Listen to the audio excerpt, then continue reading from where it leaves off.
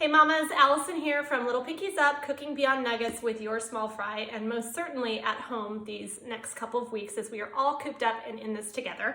I am sharing on my IG here some really fun, super accessible, kid-friendly activities, recipes, and child-centric ways to get your kids excited about cooking in the kitchen to alleviate the boredom, give them something new that's easy for you to implement, but also fun and child-centric for them. So today we're going to be talking about ketchup.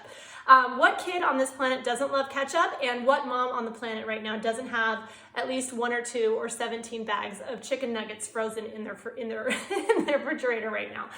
And I get it. We're all just trying to survive at this moment, so there's no judgment there. But I think it actually might be, for those nights where you are serving nuggets to your kids, it might be a really fun chance for your kids to start experimenting with their favorite condiment. And you can use whatever you happen to have on hand in your pantry. And so I was inspired by this because if you go to a Belgian restaurant where they serve French fries, they usually have a very thick, creamy mayonnaise, almost like hollandaise-like dipping sauce that they use, but they'll also have a lot of different gourmet ketchups, and ketchups that are spiced with different spices, ketchups that have a lot of yummy and unique ingredients in it. And I thought, what a great activity for your kids to do, get the whole family involved, for everybody to create their own version of ketchup for a dinner one night. And so what you do is you basically just take some ketchup. You probably want to portion it out so your kids aren't getting too much and not wasting ketchup. But if you give them a little bowl like this, if you don't have these, any kind of small vessel you have is fine.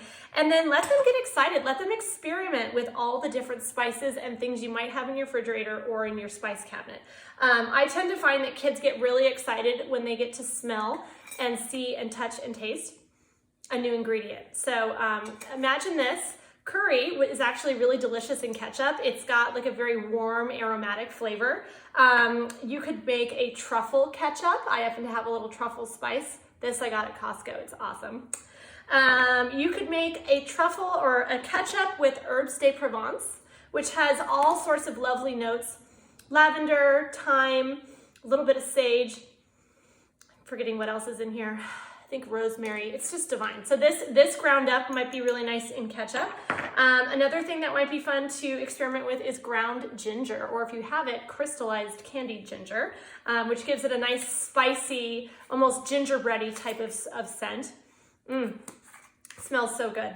And your kids aren't going to want to put a ton of this, so I would definitely portion out a small teaspoon, or even like a 1/4 teaspoon if you have it, if you're using a smaller bowl, just so that they don't dump 3 tablespoons of curry powder in. No one's going to want to eat that. So the other one you could do is ground cumin, which gives a very earthy note to a ketchup. Sorry, I have to smell all these because I get excited. Yum.